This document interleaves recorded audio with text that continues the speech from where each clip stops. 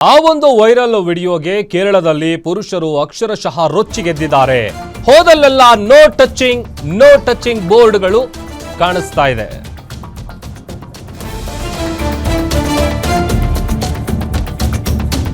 ಕೇರಳದಲ್ಲಿ ಬೀದಿಗೆ ಬಂದು ಪ್ರತಿಭಟಿಸ್ತಾ ಇದ್ದಾರೆ ಪುರುಷರು. ಅಮಾಯಕನ ಜೀವ ಕಸಿದ ಆ ವೈರಲ್ ವಿಡಿಯೋ. ದೇಹಕ್ಕೆ ರಟ್ಟನ್ನ ಕಟ್ಟಿಕೊಂಡು ಗಂಡಸರು ಒಂದು ರೀತಿ ವಿನೂತನ ಪ್ರತಿಭಟನೆಯನ್ನ ಮಾಡ್ತಾ ಇದ್ದಾರೆ. ಕಂಡಲ್ಲಿ ರಟ್ಟು ಕಟ್ಟಿಕೊಂಡು ಪುರುಷರು ಓಡಾಡ್ತಾ ಇದ್ದಾರೆ. ಪ್ಲೀಸ್ ನೋ ಟಚಿಂಗ್ ಅಂತ ಬೋರ್ಡ್ ಅನ್ನ ಹಾಕಿ ತಮ್ಮ ಆಕ್ರೋಶ ಹೊರ ಹಾಕ್ತಾ ಇದ್ದಾರೆ. ಬಸ್ನಲ್ಲಿ ಲೈಂಗಿಕ ಕಿರುಕುಳ ಅಂತ ಮಹಿಳೆ ಒಂದು ವಿಡಿಯೋ ಮಾಡಿದ್ಲು. ಆ ವಿಡಿಯೋ ಸಿಕ್ಕಾಪಟ್ಟೆ ವೈರಲ್ ಆಗಿತ್ತು. ಸಮಾಜದಲ್ಲಿ ಅವಮಾನದಿಂದ ದೀಪಕ್ ಅನ್ನುವಂತ ವ್ಯಕ್ತಿ ಮನನೊಂದಿದ್ದ. ಬ್ಯಾಡ್ ಕಾಮೆಂಟ್ಗಳಿಗೆ ಹೆದರಿ ಪಾಪ ನೊಂದ ದಿಲೀಪ್ ಪ್ರಾಣ ಬಿಟ್ಟಿದ್ದ.